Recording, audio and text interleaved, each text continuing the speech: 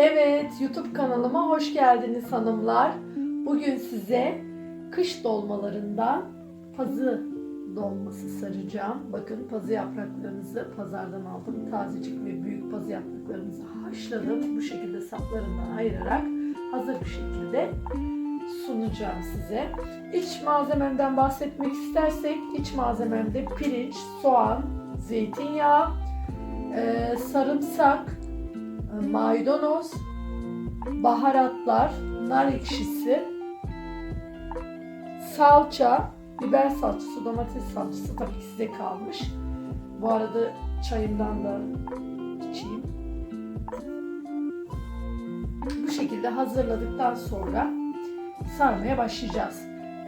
Peki söylerseniz pazı sarmasını niye seçtiniz diye sorarsanız şöyle, pazı sarması diyelim ki hemen bir misafiriniz geleceğini öğrendiniz.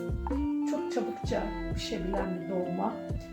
Üzüm yaprağı gibi çok zahmetli değil. Lahana gibi tek tek açılıp tek tek haşlanacak bir durumu da yok. Hemen saplarından tutarak kolayca yıkayıp hemen suya basıp çıkarıp kolayca bir dolma haline getirebileceğiniz bir yemek. Ve lezzeti de çok güzel. Ben tercih ediyorum. Bunu çekmek istedim. Umarım beğenirsiniz. Şimdi şöyle ben size yapmaya başlıyorum.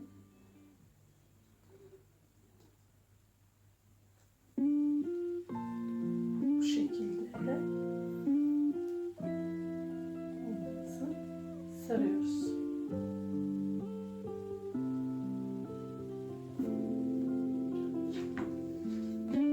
Evet hanımlar, dolmalar sarılmaya başlandı.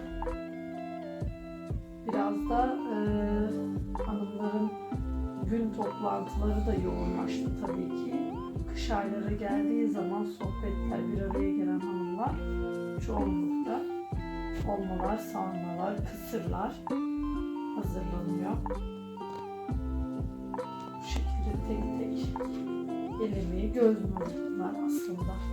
Gerçekten Türk mutfağının çeşitliliği, lezzeti dünya mutfağında benim görüşüm en önde gelen bir mutfak. Hem lezzet bakımından hem uyum bakımından gerçekten çok güzel. Bu şekilde pazı yapraklarımızı rahatlıkla sarabiliyoruz. Dediğim gibi çok kolay sarılıyor. Kıvamı çok güzel oluyor. Yemesi. Özellikle sarımsaklı yoğurtla ben çok yakıştırıyorum bunlar. Ve inanın bana sardıktan sonra pişmeye bıraktığımız zaman en geç yarım saatte hemen hazır bir şekilde alıyor. Ben içine bulgur koymadım. Pirinç koydum. Ama isteyen biraz bulgur da koyabilir. Çünkü Anadolu'da genelde bulgurla yapılıyor. Bizde evelik derler. Sivas yöresinde, Yozgat yöresinde, Kayseri'de oturanlar bilirler. Eveliğe de biraz benziyor bu ama evelik ekşimsi olur. Ama biz bulgurla, sütle içine pişiririz. Onu da sararız. O da çok güzel oluyor. İnşallah yazın gittiğim zaman ondan da size çekim yapalım diye düşünüyorum. Evet, dediğim gibi hanımlar, İnşallah Sivas'a gidersem evelik sarması da sizin için sararım. Siz de görmüş olursunuz. Gerçekten çok güzel oluyor. Margoş lezzetli tadıyla harika oluyor. Dolmaları yapmak böyle saatlerimizi alıyor ama inanın yemesi çok çabuk geçiyor.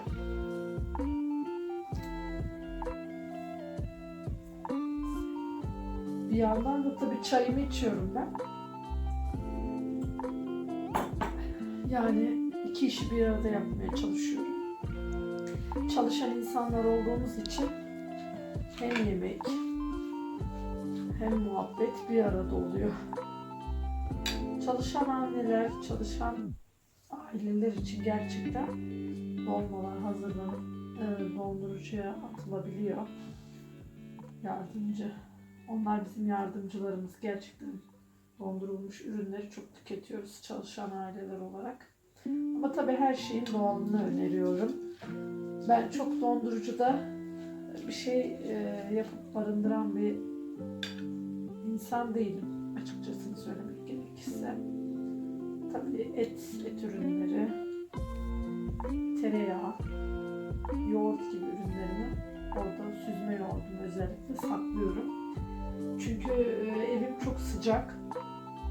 Ürünlerim çok çabuk bozulabiliyor. O anlamda kullanıyorum. Ama bu tür sebze ve ürünler taze alıp yapmaya çalışıyorum. Dondurucuda gerçekten bunlar bayağı bir ezik, büzük bir şekilde çıkıyor ve yaptığımız o lezzet, o tazelik kalmıyor. Bu arada şöyle aşağı süzülen yağsını tekrardan ben karıştırarak harmanlıyorum.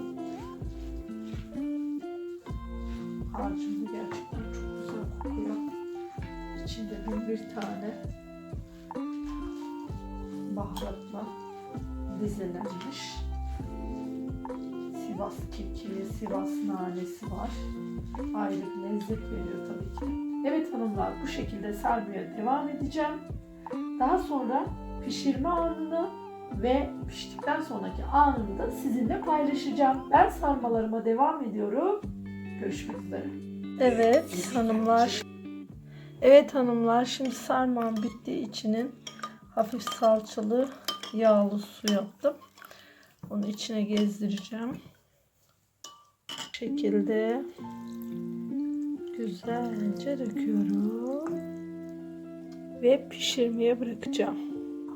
Evet hanımlar, gördüğünüz gibi dolmam pişti. Servis yapıyorum şu anda. Dediğim gibi 15-20 dakikada hemen kolayca pişirebileceğiniz bir dolma oldu.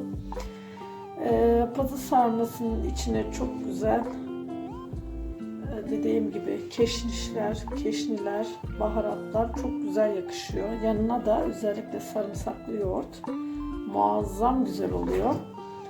Ama en güzeli de üzerine tereyağı dökmek. Gerçekten ben çok beğeniyorum. Tereyağı bütün yemeklerimde kullanıyorum. Size de tavsiye ediyorum. Gördüğünüz gibi pazı sarma enfes. Kanalıma abone olmayı unutmayın.